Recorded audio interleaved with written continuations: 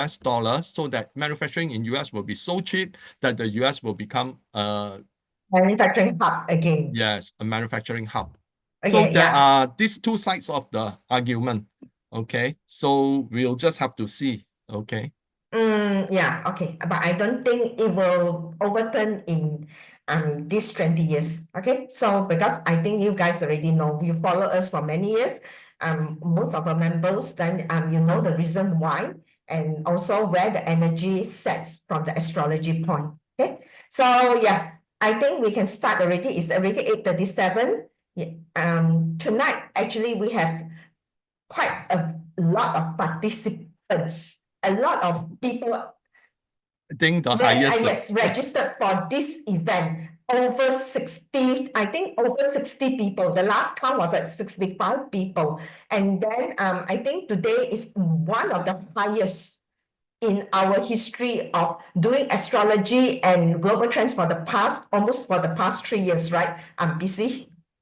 Yeah, Yeah, this is I think our the number of participants are now joining in as well. Yeah, okay. So without further ado, let's start tonight's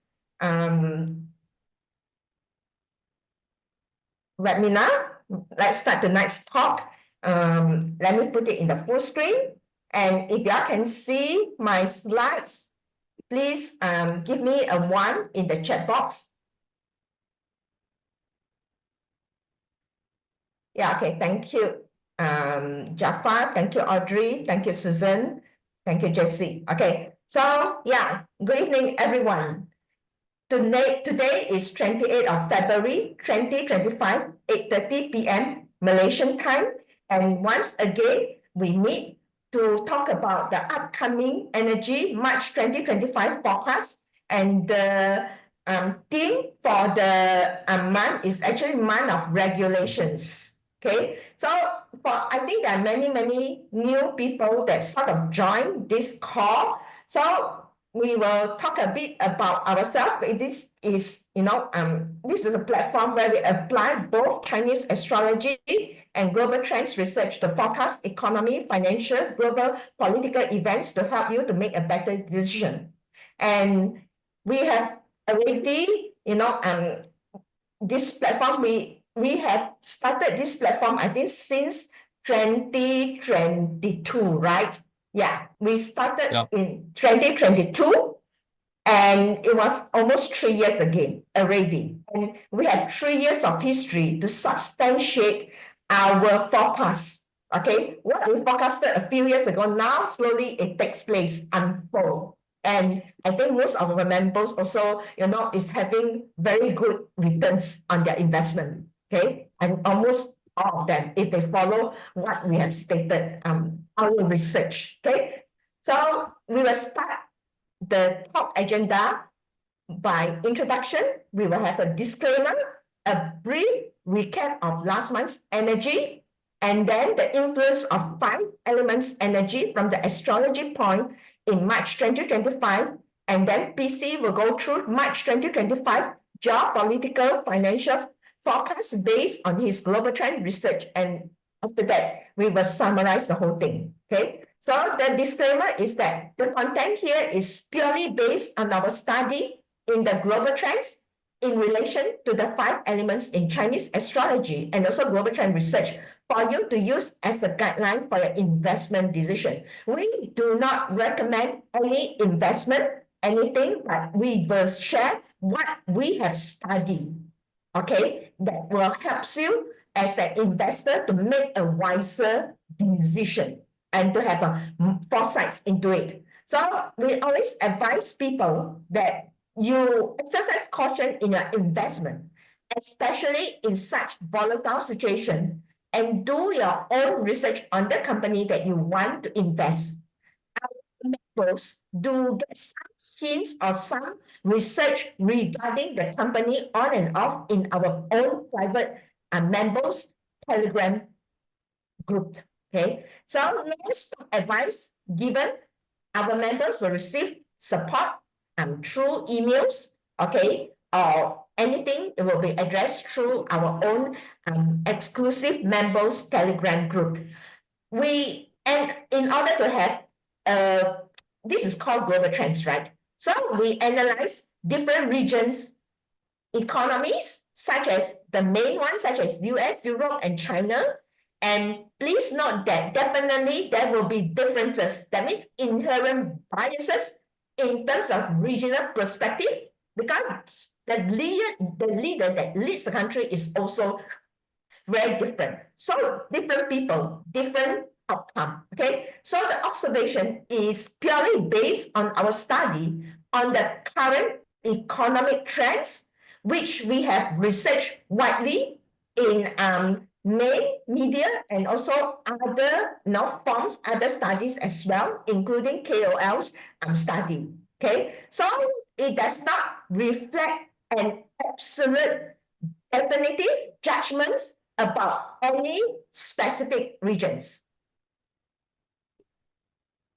Okay, so yeah, I already talked about who we are, and so far our forecast aligned to the planetary energy field and also trends research, which I have already explained how the signal comes into the picture that it can be used in global trends. You can follow my YouTube channel. Later on, I will drop a link if you are interested. So we have, so far we have achieved a high accuracy of almost 80% to help our members in making a decision in profitable investment.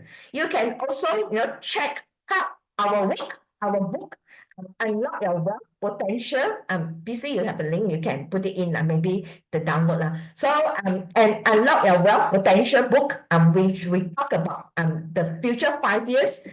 We published this book in 2024. Things is going faster than we can. This one, whatever we have predicted or forecasted, last year, I think most of it starts to realize, starts to take place. Okay. And we always do a recap on the February on our previous forecast. Okay, so that ensure that we really achieve the accuracy we want, but sometimes we might fall short as we are all humans. Okay, so that means that we do not mind sharing with you our past forecast, and then you can judge our accuracy. Okay, so in the recap of the month February 2025, we have, the month pillar of Wu Ying, and this is the start, the arrival of the Li Chun or the year's four pillar Ba as well, where it will, governs almost the whole year's global trends. Okay, so I talk about potential means management of resources, which started to have some headlines as well, and then leader may feel pressure. Okay, and a lot of this leadership position has been, has been dismissed. Some of the leaders in US, right? We'll talk about that. And then lack of metal, financial industries will not have a problem. Okay, so we're slowly seeing the problem already, and focuses on precious metal. We already say that this year the focus on precious metal. Remember, beginning of the year we already say that, focus on gold, and then increase in rainfall, flooding, and also systemic activities, because the picture itself talks about, earth and it's not stable, and high risk of, water disasters or cold, or cold winters or hurricanes or tsunami, which thankfully has not taken place. Okay, some of it, but for natural disasters, I would rather get it wrong, to be very frank. I would be happy if I get it wrong, that it does not happen. Okay, so in terms of politics, you see, in the cabinets, Trump's government, we have seen, his strongman. I will say now he's right hand man, right? Has fired a lot of, firing threats to the federal officers. Okay, and now and the government also wants to have a very trim cabinet, have a very trim this one. In fact, Elon Musk now runs the government, US government, like running manufacturing. So they will, right size also as well. And this is in line with this year's Li Chun where we talk about, those that, officer or the officer has been hurt. That means that a lot of high positions jobs might go away, and it starts to happen already. Okay. In fact, we talked about that, I think, in last year when we have a book preview. So, and also there are some partnership within leaders. This is also part of the leaders, this one.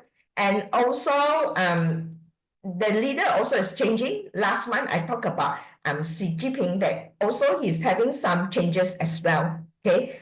In fact, in his life energy, that's why you can see the change that he's doing also.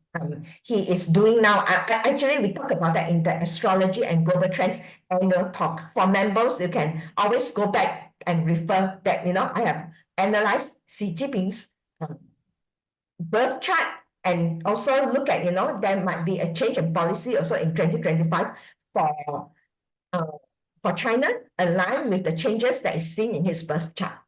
Okay. Yeah, Evelyn, I got something to add. Just fresh from the news is that again, the Chinese government stressed that stress on China's entrepreneurs to unleash their tech talents. We focus on robotics, humanoids, AI, besides the other electronics and EVs. So the thing is on humanoids, robots, and AI that are given the priority. Yeah. Okay. Yes. It's not surprise innovation, because China is what they see fire. So we will talk more about that maybe in our period 9 course, which is very interesting. Okay. So in Chinese astrology, we have what we call wood see fire. So it will be very transparent, very useful. Okay. So if your bazi, you have wood, wood, and then you see fire, is one of the good structure. So I think in February, we have more of systemic activities that's going on, a whole list of them, the landslides and the earthquake as well. I think flooding is not so much also for this month. Okay. So, and also we talk about management of resources, and this is one of the headlines that comes out, that Ukraine will sign an agreement with US on minerals, because I think Ukraine is also quite resource rich, and their war is basically funded by US, we know that. Okay, but the Ukraine one will most probably end by this year. Okay, I have already talked about that, I think, during the last year period 9 course. Why is it? And it's also related to the planetary position, that the planets will be out of the cluster of stars already. That's the interest there. Okay, this is how we predict. And also, yeah, and also something big is coming. I think the goal, there will be more of this coming up. Yeah. So let's look at the forecast of month of March 2025 energy. So March is really a month also to look up for. Okay. It has a pillar counter. In fact, we use the 24 solar terms. We look at the Li Chu Bazi as well as we look at the 24 solar terms. These terms is called insect awakening solar terms, that is beginning of the month. Okay, we have 24, each month has 2. And then the second one is actually, we call it the Qi. Okay, is actually correlates to also the position of the English, so the Western zodiac sign, like Aquarius and all these things. And there's another bazi that we study. So in March, 5th bazi, the day pillar is Kui Yu. Kui Yu actually, the month pillar now is G Earth. Okay, G water and Earth is a clash. Rabbit and rooster is also a clash. So it's heaven and earth clash. So that's why this triggers for March is going to be quite an exciting month also. That's why I already say in the annual astrology talk that March is a month to look up for. There's also another month that you need to look up for, which is also in the astrology talk. The energy is also quite big, but it's not as big as the one that in August. Okay, so Earth will not be stable ongoing politics power struggle as we are seeing on, and then the reformation has started because we have a hexagram of reform for this year. So we carry behind the shadow of the Li Gua. So potential movement of the metal price because we see some metal in this month. And then the 2025 hexagram number 60 is control or regulate. That means there is regulation. Okay, it's actually water. Okay, the image is a water. This is a kangua. If you know the three trigrams, okay, this is a kangua here, a water here. Then over this one, tui gua means that it's lake water. That is water. Okay, so water and lake. So means that the flow will be regulated. Economic growth, government impose trade tariffs, there will be financial control, or maybe some new laws. So be cautious in the financial market, as I already said, it's already starting, okay? And then economic resources limit, and also those alliance, geopolitical strategy and alliance of the nations is moving very carefully now. Okay, so this is the scenario that we are seeing now.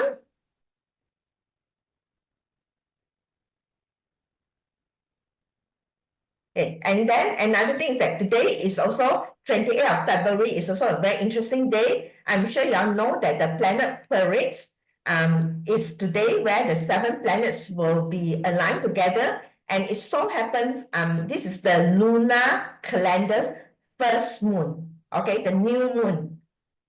Okay, so these will intensify because 7 planets moving together, they will intensify the gravitational force impact on the Earth. Whenever the magnetic field or the gravitational force is impacted, there will be transformative power. That's why it aligns with this year's evaluation hexagram, which is also reform, and this will also impact us. Actually, I have one masters that asked us not to go and look at the alignment, but I think generally it's okay. You can follow my Telegram channel. I give time for manifestation also during this one. Later I will drop my Telegram channel. Y'all can go and follow that Telegram channel. Sometimes I drop manifestation day or some interesting things. For example, sometimes we can also go and get some young energy when there's a good star there. Sun also, because sun they are the biggest energy in the universe. Sometimes we tap on it when in the auspicious day. Okay, especially when your parzi or your birth chart is very yin, it will be good for you also. So this is how we balance out personal destiny and also global trends. Okay, so we will go through over to you, BC, to talk about this month's global trends. I think you will also have. I saw the slide is also very interesting and it's also aligned with what I'm seeing now, right, BC? Yeah. Okay, yeah. Let me stop sharing and you can share.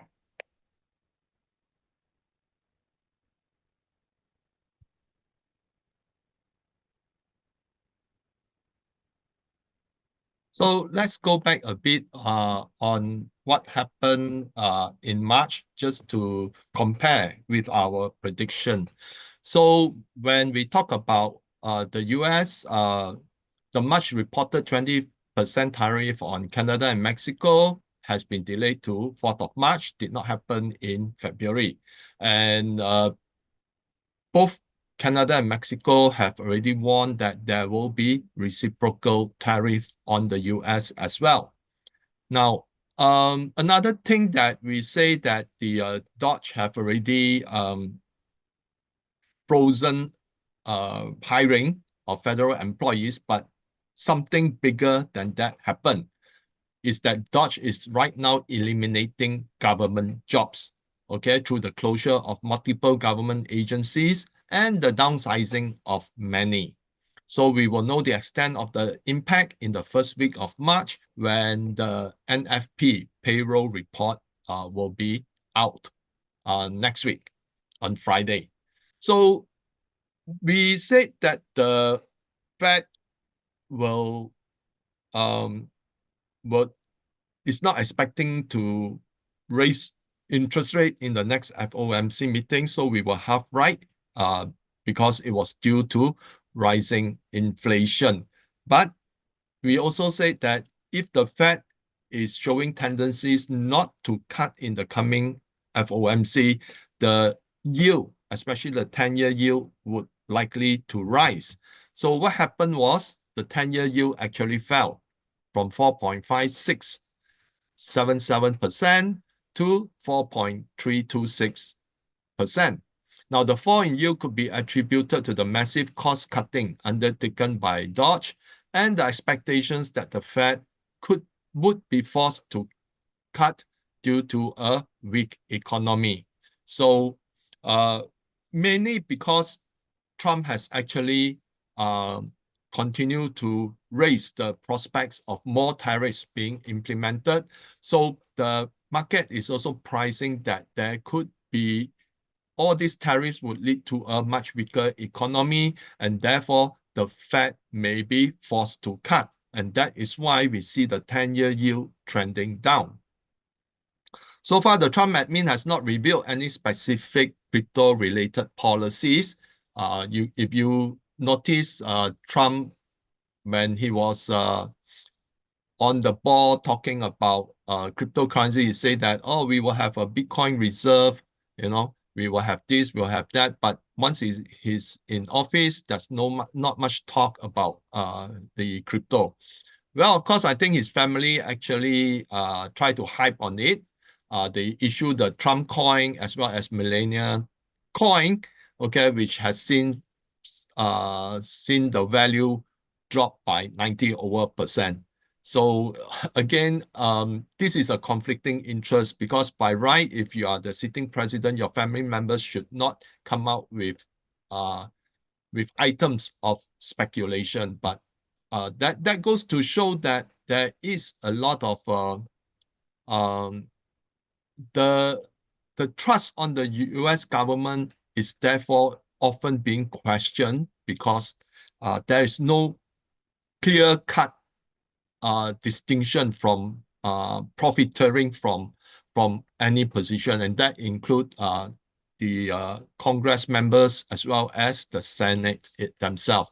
Okay, one of the most popular senator that I've seen her investment going up by the tens of millions is actually Nancy Pelosi. So if you follow the Twitter talk, there is right now two ETF. One is inverse Kramer, and the other one is pro Nancy Pelosi. So if you are inverse Kramer, you will win a lot, and if you are pro Nancy Pelosi, you will also win quite substantially. Okay, so but what we have seen so far that the crypto market have held up very well until a hack by Bybit caused a wave of selling soon after. So we see the cryptocurrency trending down to less than 80, but right now it has recovered slightly back above 80. So we can say that there's a huge fall, because if we take from the peak of about 108,000 back to about 78,000, that is a fall of 30 over 1,000, easily close to about 30% or so. So still nothing on the front about crypto, but there is a report that a working group is right now discussing how to draft crypto regulations. Okay. And where Europe is concerned, we predicted that the UK and France 10-year yields would rise, but the yields fell after Trump announced that he will negotiate a peace plan with Russia. And in China, we make some forecasts, but then because of the Chinese New Year, no economic data were released. And like what we will likely see will be in the month of March, where they will release the period from January to February. So China will always release the January and February together because they do not want to have any discrepancy due to the way that the dates when the Chinese New Year is celebrated, because sometimes it weigh more heavily into January and sometimes it weigh more heavily into February. So it is rounded up so that they can do a year-on-year comparison during the same Chinese New Year period.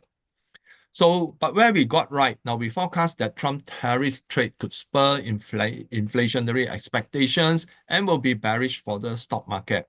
And according to the Unimate Consumer Sentiment Survey, inflation expectations for the medium term of 5-year to 10-year have risen to 3.5%, which is the highest since 1995.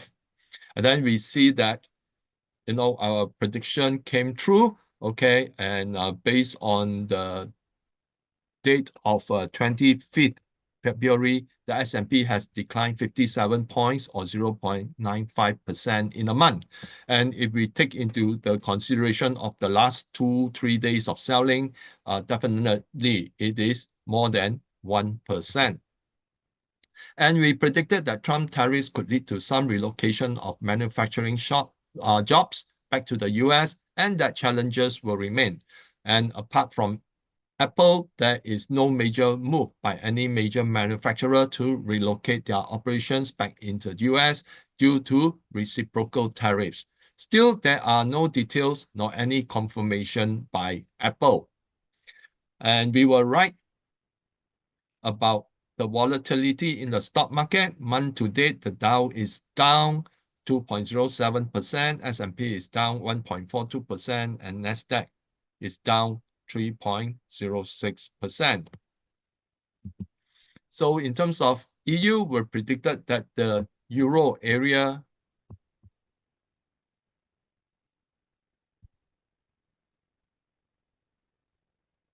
inflation will continue to rise, and it did, okay, rising at 2.5% in January versus 2.4% in December.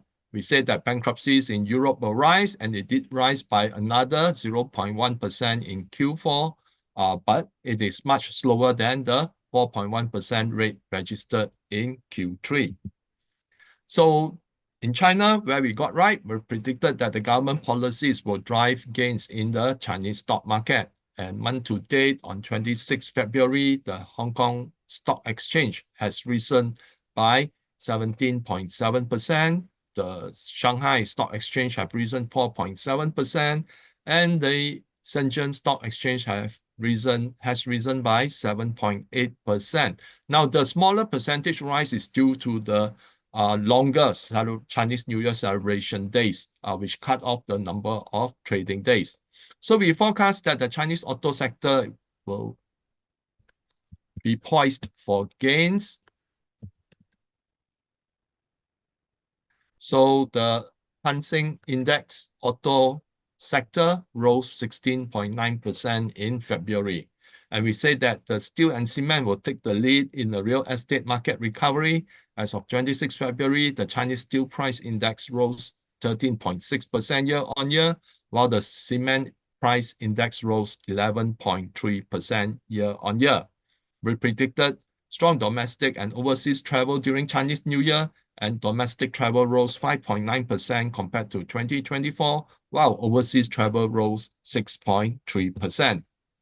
So we also reported that there will be breakthroughs from China. So what happened was in the month of February, open source from DeepSeek and Alibaba AI was released to the market. Development of integrated photonic quantum chips, discovery of novel therapeutic target for Parkinson's disease, discovery of a revolutionary propulsion technology that could redefine modern warfare and space travel, and Chinese GPUs outdo NVIDIA chips nearly tenfold in supercomputer tasks. And meanwhile, China's inflation remained low. CPI and core CPI rose 0.5% and 0.6% year-on-year, respectively, in January. So let's look at the US economic indicators. CPI rose 0.5% month-on-month in January. Year-on-year, it grew 3%, up from 2.9% in December.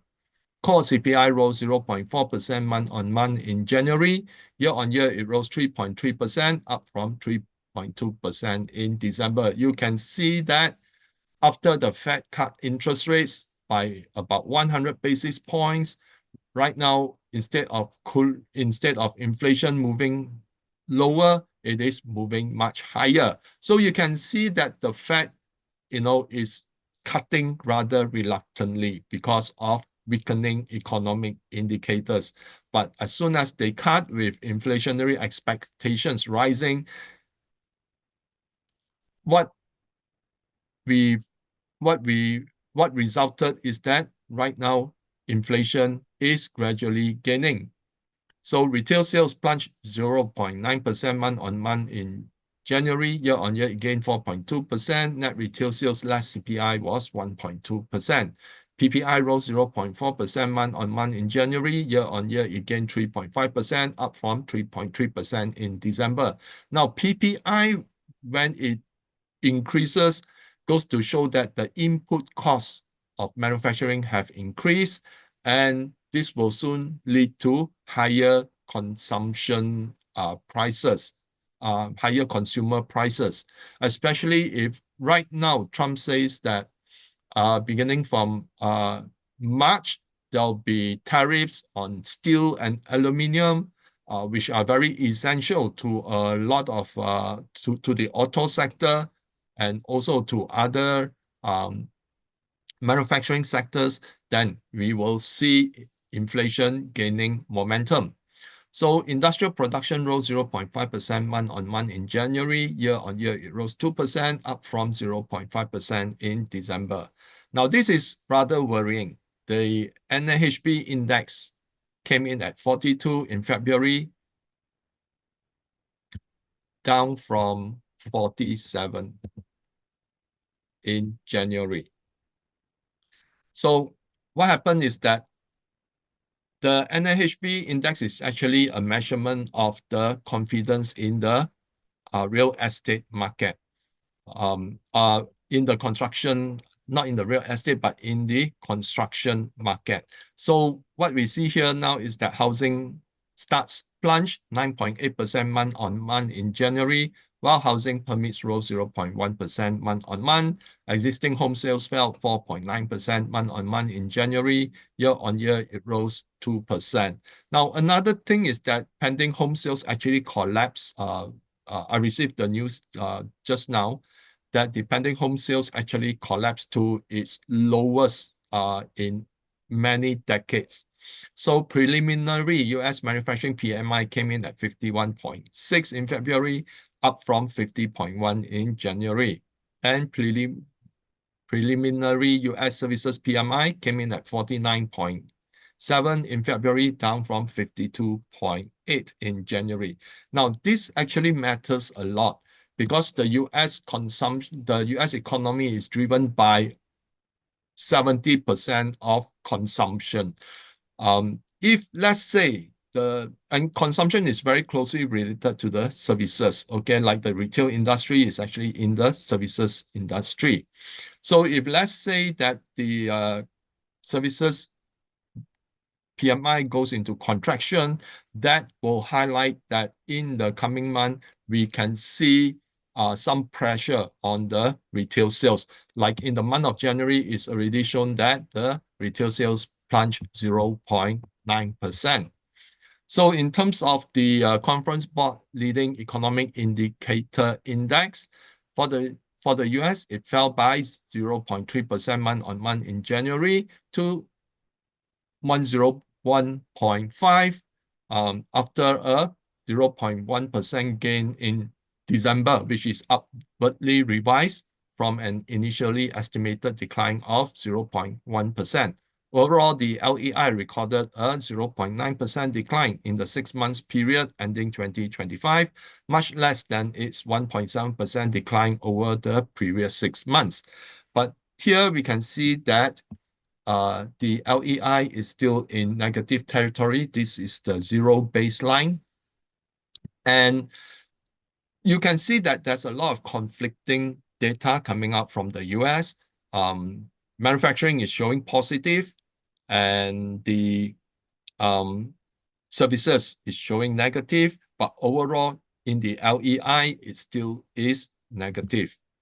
And one of the most crucial things that will shape the Trump's policy has a lot to do with the US debt. So what is most important is that how the US intend to finance the government, because the cumulative budget deficit from October 2024 to January 2025 reached a record of 840 billion.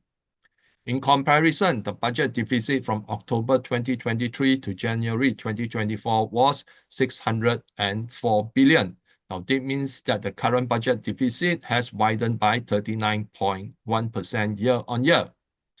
So you can understand that this is why Dodge is aggressively cutting funding to government agencies and firing federal employees. But these are just a drop in the ocean, because if you look at it, okay, a lot of the jobs would come from other government agencies, but the major one is actually in Social Security and Medicare. Now, there are some talks that they may, Dodge is already working on the Social Security, where they say that there are some 200 to 300-year-olds still collecting Social Security. So let's see how much they can save. Okay, but it's still a drop in the ocean, because if you look at here, it's 502 billion. Even if Dodge can actually save, a few billion here and there, is still a very small percentage.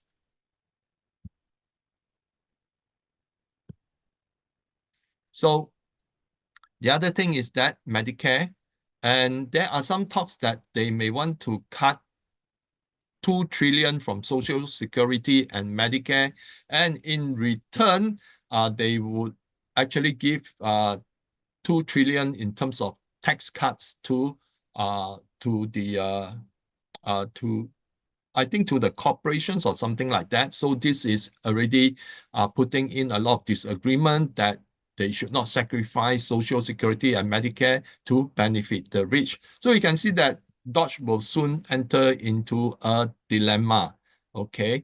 Because there's a lot of vested interest, especially in terms of national defense, another big spender here, okay? So that is why I think how hard Dodge will try to cut, eventually it will hit against a brick wall, because there's too many vested interests, especially when it comes to national defense. There's a lot of senators and Congress members that in their state, they host the military industrial complex. And if, let's say, Dodge say they need to cut this and cut that, then they will say that they have to shut down the manufacturing facility and causing even more loss of jobs. So that is why I think, although there's a lot of expectations of Dodge to be able to cut the spending, it's just that they have not, come into a brick wall when it comes to the military industrial complex. Now, this chart shows you that the interest payment on US debt has ballooned to 1.167 trillion in a year. And gross interest expense is now the second largest government outlay category, surpassed only by defense spending. So this is defense spending, and this is interest. So you can see that the other spending, is still have still not met the kind of interest payment that is required. Okay, and assuming if the Congress and Senate continue to cut Social Security and Medicare, to by 2 trillion, but the thing is, they are going to cut taxes by 2 trillion. That means that the input of revenue is decreased by 2 trillion, but when you cut that spending, it's net off, you have zero gains. So that is something that there's a lot of disagreement on how whether this approach should be undertaken or not. So you can see that how Dodge have actually impacted, okay, the government employment. Okay, so more federal employees are expected to lose their jobs as funding is removed from agencies and Dodge aggressively firing federal employees. Now, this is the period of Trump admin, and you can see that the unemployment claims have actually risen compared to the time over this Biden last few months. Okay, so here you can see that it has actually last two or 3 weeks, sorry, not 2 months. So here you can see that it has spiked and probably it will continue to spike up. Now, the other thing is that homes for sale in DC area just skyrocketed and it could result in oversupply, forcing the price of homes down. Now, this was before Dodge and this was after Dodge. So you can see that a lot of ex-government employees are already selling their homes around DC. And what happened is that when you have so many supply, then for people who actually own very expensive homes, eventually they have to discount. And when you have to discount, okay, then there will be, people will always expect a much lower price. So then the price of homes will likely to come down in the DC area. And just now we talked about government debt, but even companies are facing debt delinquency. According to the Financial Times, US companies are falling behind on loans at fastest pace in almost a decade. Okay, we are seeing increased risk of default in the financial system. So you can see that a lot of companies are increasingly falling behind their debt. And US consumer debt delinquency has also showing signs of stress. Okay, so this is a chart showing the percent of balance 90 days delinquent by loan type. Okay, 13.535% of credit card balances in the US are now 90 plus days delinquent, the highest since 2011. Okay, and what happened in 2011? That was the post-financial crisis. And right now, it is moving up dangerously close to this period. So with Dodge cutting funding, agencies and funding to agencies and jobs, we could potentially see an escalation in delinquencies. And meanwhile, the New York Fed reported that total household debt increased by 93 billion to reach a record high of 18.04 trillion in Q4 2024. So even the household debt, have risen into a new record high. And you can see that why retail sales also have fallen, because most of the retail purchases are also driven by debt. In fact, if you look at the entire US economy, it is actually a debt-driven economy.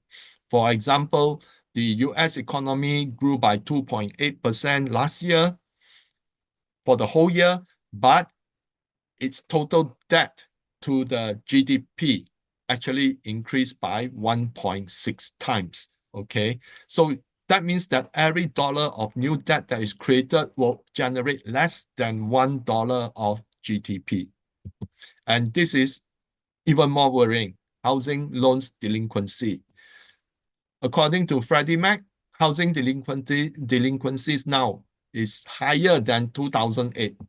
Okay, we are at this level, and this was during the housing crisis. So you can see that there's a lot of things that's bubbling under the surface with regard to the US economy. And right now we talk about housing loan delinquency. I think those who have followed us for the last few years, we have started earnestly discussing about the CRE crisis, which is the commercial real estate crisis. And that is something that is also bubbling in the under the surface, where the banks are reportedly facing losses amounting to 750 billion due to their loan exposure in the commercial real estate.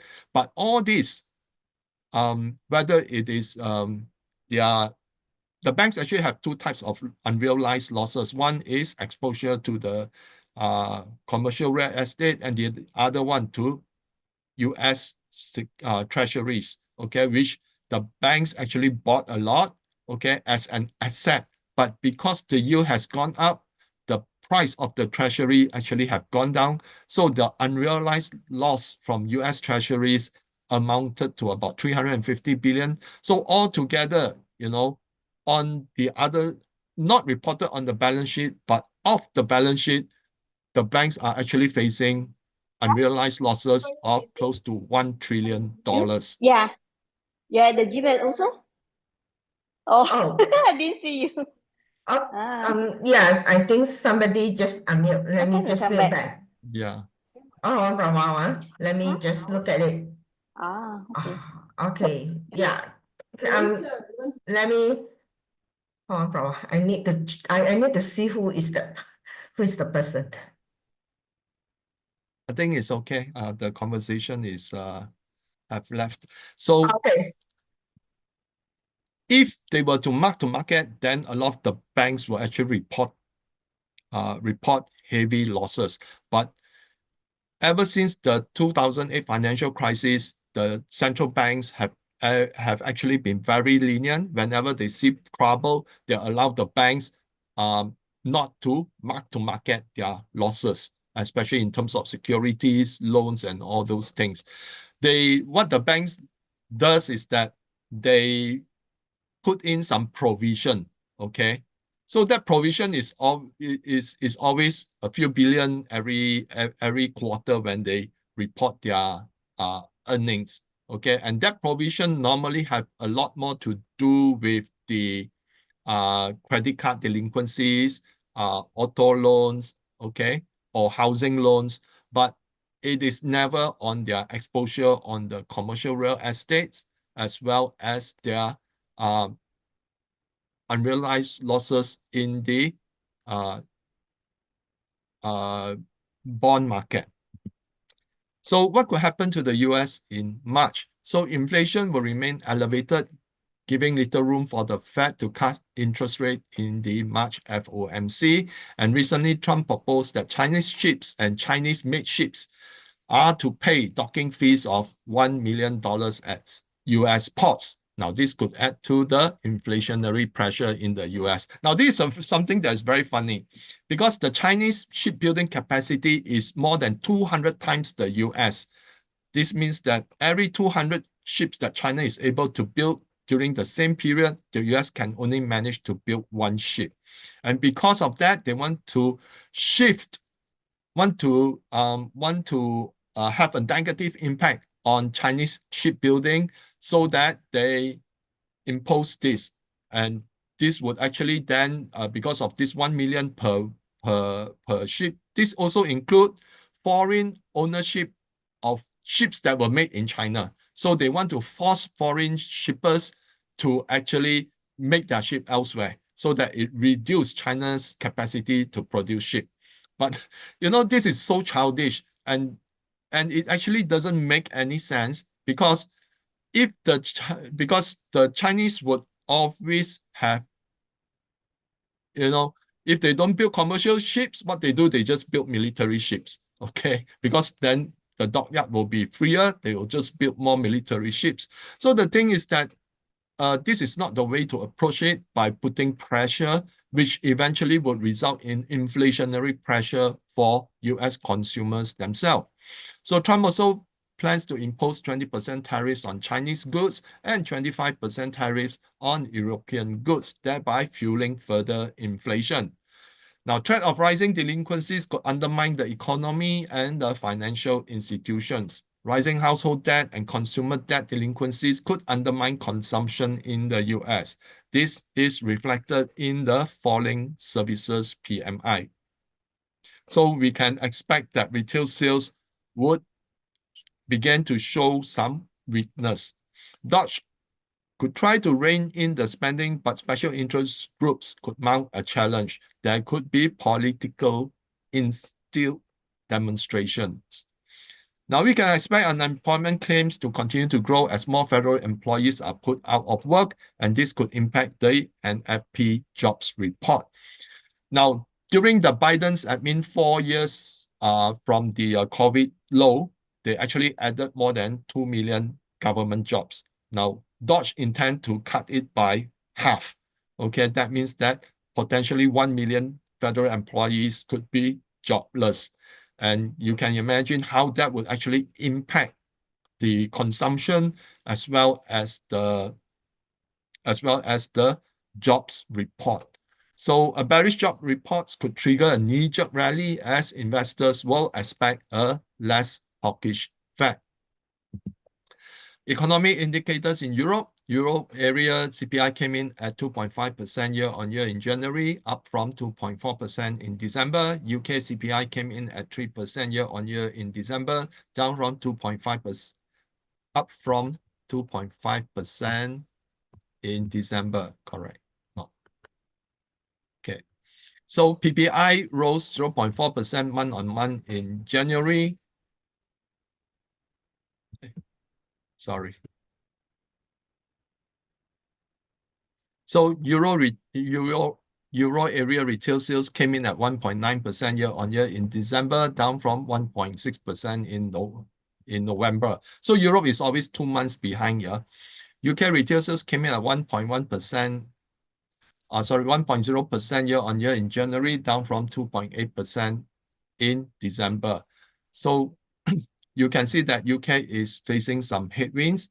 German manufacturing PMI came in at 46.1 in February versus 45 in January, while services PMI came in at 52.2 versus 52.5 a month ago. So some recovery in Germany's manufacturing. France manufacturing PMI came in at 45.5 versus 45 in January, while services PMI came in at 44.5 versus 48.2 a month ago. UK manufacturing PMI came in at 46.4 in February versus 48.3 in January, while services PMI came in at 51.1 versus 50.8 a month ago. Now, among the Europe's major economy, France seems to be the one that is in more serious trouble. Now, both the ECB and BOE have cut interest rate despite the ongoing inflation, a weakened Great Britain pound, and euro will fuel inflation. So they are being forced to cut even though inflation remains high because the economic indicators are actually worsening. And this could lead to higher inflation, which would impact on growth. And a new German government has been elected, but there's no change in the country's open door policy towards immigration and its support towards Ukraine. So there will be more of the same. So Europe will see persistent inflation as the economy shows signs of stagflation. And we are already seeing it over the past few years. This is showing that Europe economy is stagnating. Okay, unemployment could rise as a result of the economy stagnation. The PMIs are indicating that business confidence in the UK and Euro area is generally poor.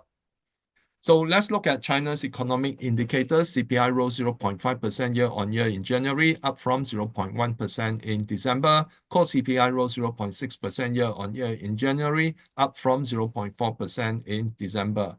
PPI came in at negative 2.3% year-on-year in January, unchanged from December. Now, the negative PPI in China is what is capping China's inflation from growing higher. Now, one of the key things why the PPI is low because China actually have import vast amount of resources, and China itself is a resource-rich country. And furthermore, driven by high-tech manufacturing, where the use of robotics and such, the production cost in China is actually much lower. And there were no other economic indicators released for the month of January due to the CNY celebrations. So a January to February set of indicators will be released in March. Now, home prices in first-tier Chinese cities continue to increase on a monthly basis in January. In the four first-tier cities, Beijing, Shanghai, Guangzhou, and Shenzhen, price of new and second-hand homes both went up 0.1%. In the second-tier cities, prices of new homes marked their first increase since June 2023, rising 0.1% from the previous month. Prices of second-hand homes, however, dipped 0.3%. Among 17 large and medium-sized cities, 24 reported month-on-month increases in new home prices, while 7 saw gains in second-hand home prices. So there's a lot of demand, not a lot, there's a growing demand for new homes, but then for second homes, because there's better choice, okay, for new homes, so then the second-hand homes is still a bit sluggish. Now, because of the changing tide in the Chinese real estate market, this is a time to look at Chinese insurance companies, where property casualty business is one of the major revenue contributor. So a spate of China's new policies were released during last week, where Chinese authorities have unveiled a 3-year action plan to improve the country's consumer environment. By 2027, key issues such as poor goods supply quality, market disorder, and insufficient consumer rights protection will be addressed. Over the next 3 years, China will work to enhance the quality of goods and services, address the root cause of consumer dispute, and significant improvement in the overall consumer environment nationwide. So China wants to boost consumption, and one of the ways that they want to boost it is by providing the right guidelines, okay, to improve quality and improve consumer protection. So the plan also highlighted efforts to create new consumption scenarios with particular focus on areas such as digital consumption, green consumption, and health consumption. In fact, health consumption right now is there's a lot of talk about it, especially on the elderly care. China is also ramping up efforts to expand high standard opening up and reinforce its appeal to foreign investment, providing the much needed certainty and opportunity to global businesses. A new action plan was unveiled to stabilize foreign investment, including further expanding market access in various sectors and increasing efforts to promote investment. The plan aims to encourage foreign equity investment in China by attracting more high-quality FDI in the country's listed companies. Now, previously, there's a lot of restriction against foreign ownership of Chinese listed companies. Most of the investment, okay, is done not directly into China, but through the US stock market, where they have representative shares like the ADRs. Okay, ADR share are actually those depository shares, where it's totally different from the Chinese share, Chinese public listed company share. Okay, so the country will continue to continue expanding its pilot programs to open up fields such as telecommunication and medical services in a timely manner. It will also lift restrictions on domestic loans to foreign invested enterprises. So that means that, you know, it's loosening up the regulations to encourage direct participation in Chinese companies. Now let's touch a bit about Xi's meeting with business leader. So in that meeting, President Xi mentioned that basic policies of the CPC and the country towards the development of the private economy has been incorporated into the system of socialism with Chinese characteristics and will be adhered to and implemented consistently. Now, this is telling indirectly to the business leader that the government will still stay on top of things, okay, where its policies regarding the socialism with Chinese characteristic will be adhered and implemented consistently. So it's telling them, don't get any funny ideas. So the development of the private economy has broad prospects and great potential, and it is optimum time for majority of the POEs, privately owned enterprise, and private entrepreneurs to make their mark. China must unify its thinking, strengthen its confidence, and promote the healthy and high-quality development of the private economy. So this is like telling them that it's okay, all right, as long as you don't breach the guideline, you can go out and unleash your animal spirits. And he also hoped that business leaders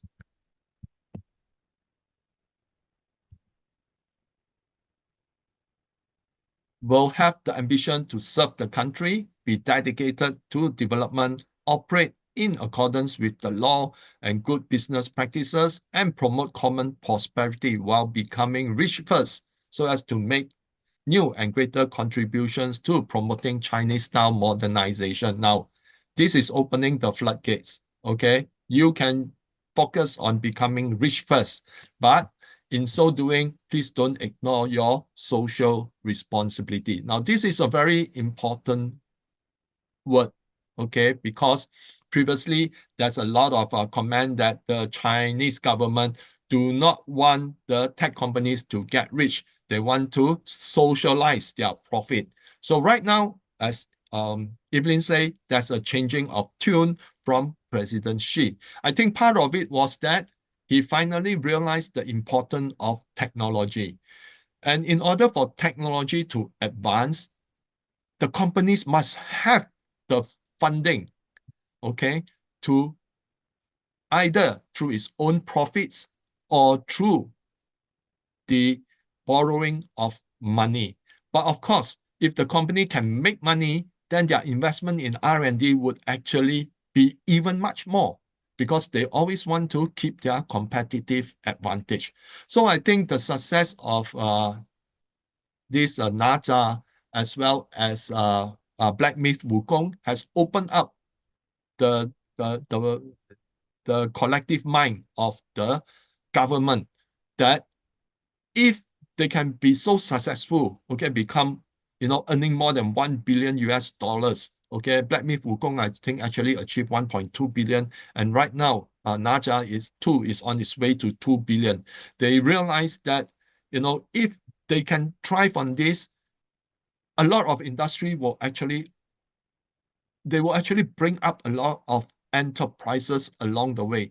For example, NACHA is actually a combination of 180 companies involved in the animation production. So can you imagine how many people were actually employed by the 180 companies? So I think that is a very stark change of tune. Now, in addition, Huawei founder Ren Zhengfei told Xi at the symposium that the previous concerns over the lack of chips and operating systems OS have eased. Now, there's a report coming out that Huawei's Ascend 100 chips previously have a yield of 20%, which has since now increased 100% to 40%, and they are targeting 60%. But according to a private through a private chat with someone who's very close to Huawei, he commented that actually Huawei already achieved much higher than that. It's just that they want to manage the market expectation. So there are a lot of reports that normally when China release certain news, most probably is already happening, okay, and is already being tested, okay. So Huawei founder is telling not only President Xi, but all other business leaders that are there that, hey, we are actually improving our yields. And that could be something that would challenge NVIDIA in the future. And Xiaomi's chairman, Lei Jun, also expressed his confidence in future development despite the volatile international climate. And just before, when Xiaomi exceeded $50 per share, Li Jun is right now China's richest person. Okay, and and he just released his SU7 Ultra, where he targeted to sell about 10,000 units within the same day, a few hours. He has sold more than 10,000 already. So that is why Xiaomi actually has a lot going for it. Okay. So and middle of this year they will release their SUV, which is the YU7, and already is creating a lot of sensations. Okay, but what is important is how UBS interpret the whole thing. So here's UBS comment. China tech sector has been on a downward trend since 2020, primarily due to regulatory changes such as anti-monopoly measures, gaming controls for minors, and stricter internet user privacy rules. The broker believed that this symposium would mark the end of the crackdown and might eliminate one of the most persistent factors troubling the tech industry's performance. So this is like an endorsement from UBS. So what could happen in March? Now, a new policy on consumption and foreign investment will provide impetus for stability and growth for the Chinese stock markets, but the Hang Seng stock market index would likely outperform the S&P. Now, since consumption is top priority, consumer electronics and EVs will enjoy growth. However, given the saturation of EV manufacturers, we could potentially see mergers. It is important to stick to the big names. The continual recovery of the real estate market sends positive signal to the economy. Chinese property casualty insurance players will benefit after being stuck in a rut for almost 5 years. Best to avoid property developers for now, as the recovery is only at the early stage. Now we will further see technology breakthroughs out of China, and China inflation will likely remain at less than 1% year on year. So let's talk about gold. Right now, it takes a longer period for physical gold to be shipped from the LBMA. This suggests that LBMA does not have the physical gold to meet delivery requests. Now, it is reported that the LBMA is borrowing gold from central banks in order to meet its shipping obligations or delivery obligations. Yeah. Meanwhile, the cost to borrow GLD shares have just skyrocketed. So GLD is actually an ETF which holds deposit of gold. So the next question is, why borrow shares from GLD? Now, if you have the minimum quantity of shares, you can seek delivery of physical bars. So that is why people who are short of gold, they want gold, physical gold, they will just borrow the shares from the GLD and then convert the shares into physical gold. So that is why the cost of borrowing now have skyrocketed. Okay. Now this goes to show that the gold market is extremely tight. And all this happened because of the following. The Fed has been borrowing gold from the BIS to short the market, as per Andrew Maguire's market intelligence. Now, those who have read the weekly report, I've included a few links to Andrew Maguire's videos, and you would already have known right now that the Fed has been shorting gold for quite some time by borrowing from the BIS. Now, the price of gold is being suppressed to allow bullion banks to get out of their short position ahead of full compliance of Basel Rule 3 on 1st of July 2025. Now, a lot of the banks all across the world have already met Basel Rule 3 compliance, except US banks. But according to Andrew Maguire, July 1st would be the date when the banks in the US would have to meet the compliance of Basel Rule 3. That means that they cannot short gold like they do last time. So whether this is true or not, we do not know. Okay, but we have to wait until 1st of July to see whether there is any news that contravenes Andrew Maguire's market intelligence. Yeah. So the US is also reshoring its gold. Much of the US gold has been used during the Vietnam War, which led to the removal of the gold backing the US dollar, or has been rehypothecated to suppress the price of gold over the last few decades. Now, the Fed now needs to return the gold it borrowed from the BIS. And the US reshoring of gold is ahead of a possible audit by the Dodge team in April. Now, this is just speculation, okay? Because US Treasury Secretary Besson has already said that, it's already been audited. So we do not know the extent of truth in the statement. And some speculation.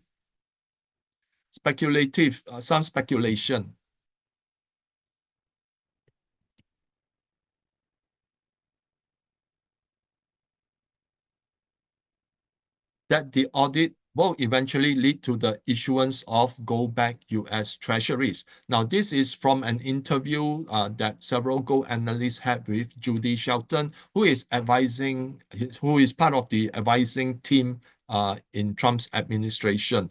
So whether it's going to do that, we do not know. According to another gold analyst, also very famous, Alistair McLeod, he says that it's not going to happen. And the only revaluation of gold will be done by the market, okay? Because the market knows that there is a credit bubble. So the current shortage of physical gold will lead to higher prices. Silver will benefit due to the high gold to silver ratio, which is beyond historical norms. Right now, it's sitting at around 90, slightly above 90, okay, to 1. Where previously during the 2011 financial crisis, it was 30 to 1. So that implies that silver move to the norm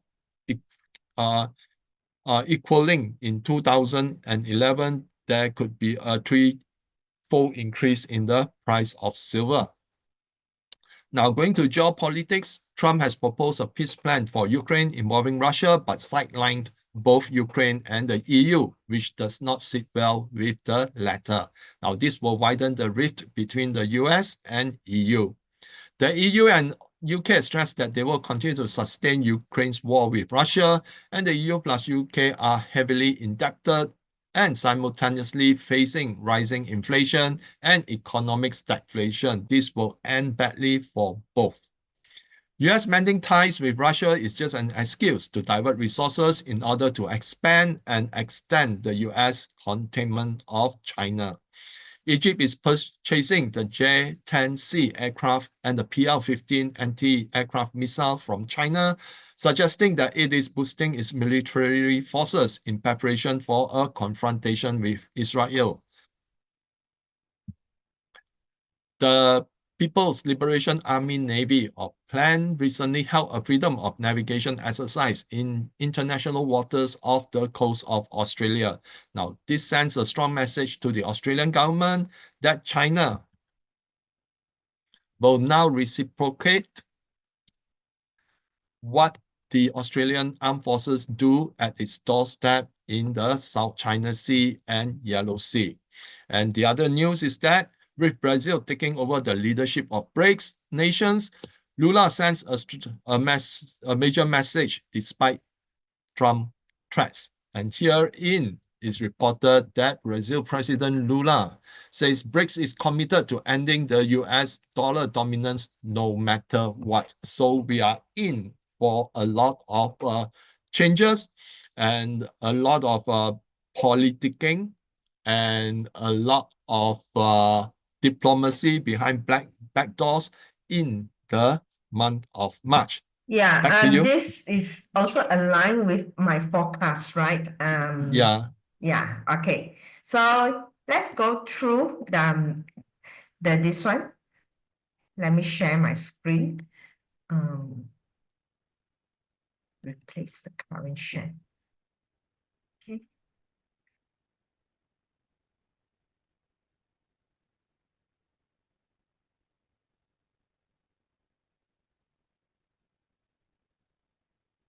Okay. Can you see my screen? Yeah. Okay, good. So yeah, we are opening up our Astrology and Global Trends membership for enrollment. It will be till December 2025. Okay, from now till 2025, that means you get about 10 months forecast, early access to the monthly forecast. And For comprehensive member is 188 ringgit. So the form is actually available. BC, I send you in the email. You can just drop it in the chat box later on. So you can get early access to our monthly forecast full recording. The one that is in YouTube has already been edited. And then you will get presentation slides, the 2025 astrology and global trends talk, the replay. The actual talk has already passed, but you can get the replay. And then the exclusive Telegram group for discussion, where we have more sharing on our research and a free book of 2025 forecast. For these two, actually, already the astrology talk and already the book forecast is already costing more than 128 ringgit. And then also, I will give a monthly investor manifestation directions, the good energy direction you can use, for a manifestation. So this is for the comprehensive member. You can start at 188 ringgit, maybe it's about 10 months. And then for premium members, you at 299 ringgit. 299 ringgit is about how much US dollars? Maybe less than 100, right? About 80 US dollars. So it's also for 10 months. You get all this and also weekly market insights report, the weekly 3 victory Chiman direction. I will teach you how to use that, and the daily Chiman deity direction. If for those that are in Chinese metaphysics, they will know that. Okay, so the market insights report is from PC. The Chinese metaphysics part is from me. So this is what our members has said about us. They have been with us for about a few years. Okay, and I think most of them, they keep on renewing, and some of our track records, even when we started this platform in 2021, we talk about gold. Okay, when we do our book preview, unlock your wealth potential, we also talk about gold. Gold was, I think at this price, and just imagine now it has gone up. Okay, so this is what we have talked about, precious metal. Okay, so and also we give some tips based on our study on potential stocks. So this is our track record that we have done. Even Bitcoin also, we will time the Bitcoin.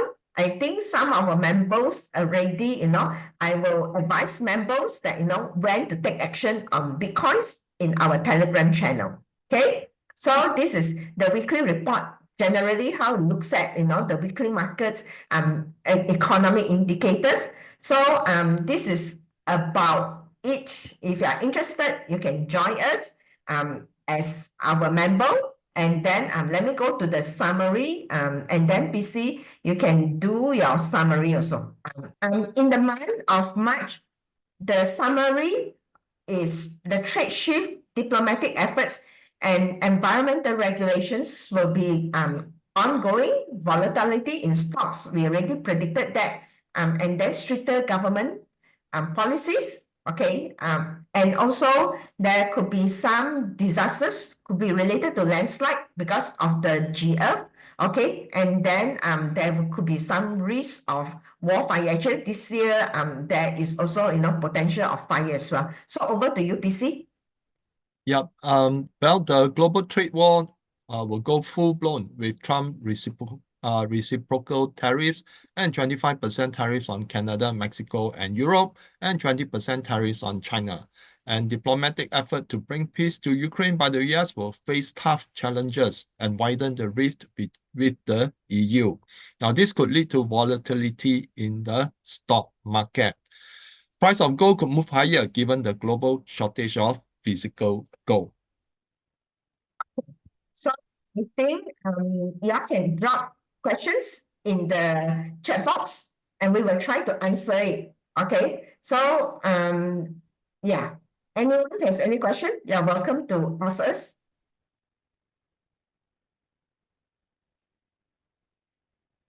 And tonight nobody has questions. So there's a question about gold ETF here. Now, one of the thing is that most of these ETFs are actually issued by those financial institutions like BlackRock, Vanguard, and all those. But the custody of these ETFs are actually by the bullion banks. So what is done in the market is that if they suppress the price of the ETF, then the price of gold would likewise be suppressed. So what happened is that a lot of all these ETFs also have call and put options. So a lot of times the bullion banks, when they want to control, they will actually sell a lot of calls, okay? And the financial institutions would then buy the put. So what happened is that when they keep on selling, then those that hold the gold ETF, those that hold the calls would actually be out of the money when the price breaks down. And those financial institutions, okay, that buy the put, they will be in the money. So this is how it's being recycled in the system to continually suppress the price of gold.